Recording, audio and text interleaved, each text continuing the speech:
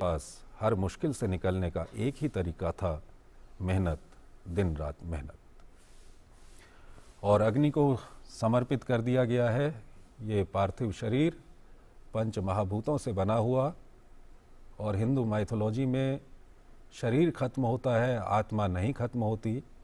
पंच महाभूतों से बना हुआ ये शरीर अग्नि के ज़रिए फिर उन्हीं पंच महाभूतों में मिल जाएगा। लेकिन आत्मा अमर है और साथ ही साथ वो सीख, वो प्रेरणा भी अमर है। और वो प्रधानमंत्री नरेंद्र मोदी के रूप में हमारे पास मौजूद है। हीराबा की दी हुई शिक्षाएं, हीराबा की दी हुई सीख, हीराबा के जीवन से जो प्रेरणा मिली है, जो प्रधानमंत्री ने अपने जीवन में अभाव, गरीबी, संघर्ष देखा है, आज वो इन्हीं कारणों से देश को भी समझते हैं और अपनी इस तरह की नीतियां बनाते हैं।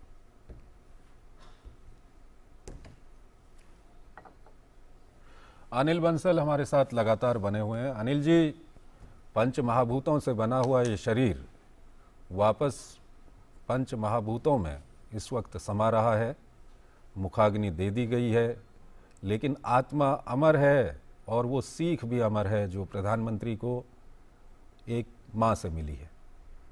देखिए आप, हमारे वेदों में कहा गया है कि शतायु, जो पुण्यात्मा दिव्यात्मा है, उनको शतायु होने की कल्पना की गई है। हीराबेन शतायु हुई, जो जीवन के चार हमारे वर्ण हैं, ब्रह्मचर्य, गृहस्थ, वानप्रस्थ और सन्यास, उन सबको उन्होंने जिया, पूरे स्वस्थ जीवन जिया। कमजोर अंगों के बावजूद वो किसी पर आश्रित नहीं रही, अपने रोजमर्रा के काम खुद ही कर लेती थी।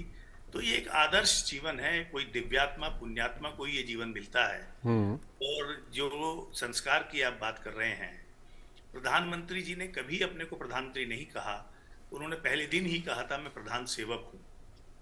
तो ये जो एक भावपूर्ण एक सेवा भाव है, जो मन में संस्कार है, जिसमें जो आपने कहा स्वाभिमान है लेकिन अहंकार नहीं।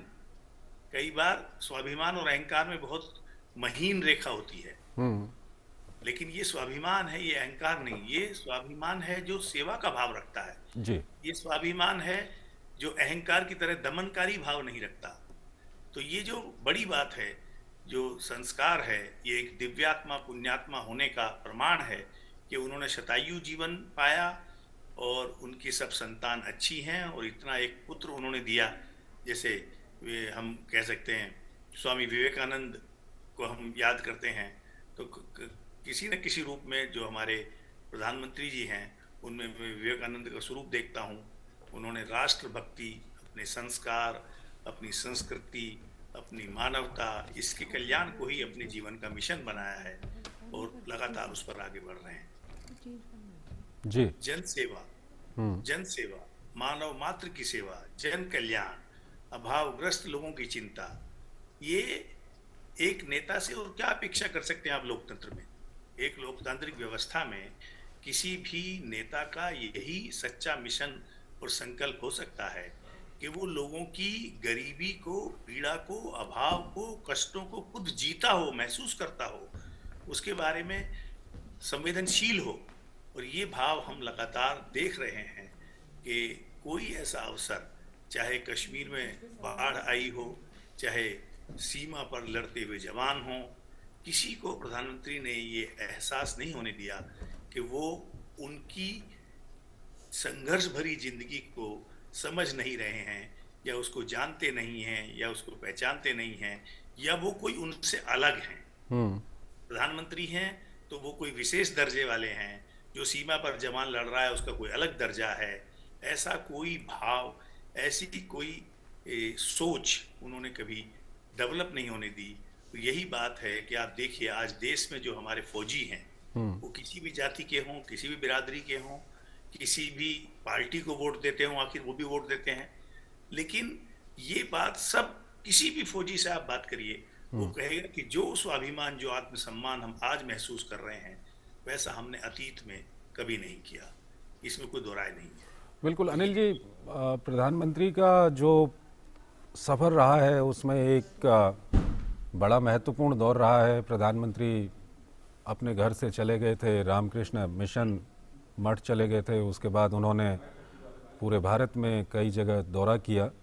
तो उसको लेकर के वो लिखते हैं कि मैंने जब घर छोड़ने का फ़ैसला कर लिया तो उसे भी माँ कई दिन पहले ही समझ गई थी। मैं माँ पिताजी से बात बात में कहता ही रहता था कि मेरा मन करता है कि बाहर जाकर देखूं दुनिया क्या है। मैं उनसे कहता था कि रामकृष्ण मिशन के मठ में जाना है। स्वामी विवेकानंद जी के बारे में भी उनसे खूब बातें करता था। माँ पिताजी ये सब सुनते रहते थे। ये सिलसिला कई दिन तक लगातार चला। एक दिन आखिरकार मैंने माँ पिता को घर छोड़ने की इच्छा बताई और उनसे आशीर्वाद मांगा। मेरी बात सुनकर पिताजी बहुत दुखी हुए। वो थोड़ा खिन्न होकर बोले, तुम जानो, तुम्हारा काम जाने। लेकिन मैंने कहा कि मैं ऐसे बिना आशीर्वाद घर छोड़कर नहीं जाऊंगा। माँ को मेरे बारे में सब कुछ पता था ही। उन्होंने फिर मेरे मन का सम्मान किया। वो बोली कि जो तुम्हारा मन करे वही करो। हाँ, पिताजी की तसल्ली के लिए उन्होंने उनसे कहा कि वो चाहें तो मेरी जन्मपत्री किसी को दिखा लें। हमारे एक रिश्तेदार को ज्योतिष का भी ज्ञान था। पिताजी मेरी जन्मपत्री के साथ उनसे मिले। जन्मपत्री देखने के बाद उन्होंने कहा कि उसकी तो राह ही कुछ अलग है। ईश्वर ने जहाँ तय किया है वो वहीं जाएगा। इसके कुछ घंटों बाद ही मैंने घर छोड़ दिया था। तो आप एक अनिल जी, एक माता को देखिए ना, आप माँ की जो ममता होती है वो काफ़ी कठोर होती है। और जब कोई पुत्र माँ से दूर जाता है तो ऐसा बहुत कम होता है कि माँ उसका समर्थन कर रही हो। और यहाँ आप देखिए पूरा समर्थन माँ की ओर से पुत्र को। नहीं, अगर माँ के अंदर भी भाव है, जन सेवा का भाव है, मानव कल्याण का भाव है, तो फिर वो जरूर चाहती है। ऐसी माएँ होती हैं, अतीत में भी हुई हैं।